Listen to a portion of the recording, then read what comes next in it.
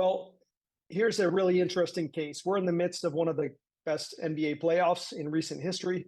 Here's a NBA All-Star, Anthony Davis. Excuse me. I'm a big fan of Anthony Edwards, but this is Anthony Davis. At the age of 15, he was 6'2", 175. Pretty tall, pretty big guy.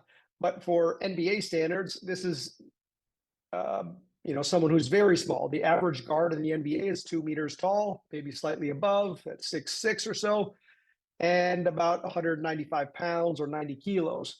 Here you have Anthony Davis at 15 years old, smaller than a small guard in the NBA.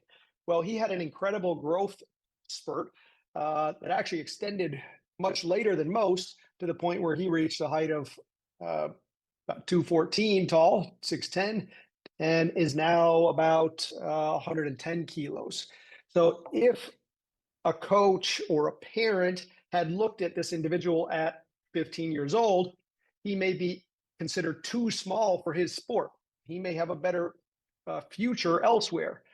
But the reality is recognizing there are different growth and maturation curves, different starting and ending points, different rates. And without knowing the rate, we could overlook individuals like Anthony Edwards, who is certainly one of the better players in the NBA. And there are plenty of stories such as this. Likewise, you might look at a peer of Anthony Edwards, someone like LeBron James, who was effectively a grown man when he was 15 years old. You may have mistakenly looked at him and said, well, he's going to be, has so much more ahead of him, when in reality, he was at about his adult height at around the age of 15 or 16. And they both reached very similar status in terms of their playing in the NBA. But if we looked at where they were at 15 years old, it'd be really easy to overlook an Anthony Davis and spend all your time looking at a LeBron James.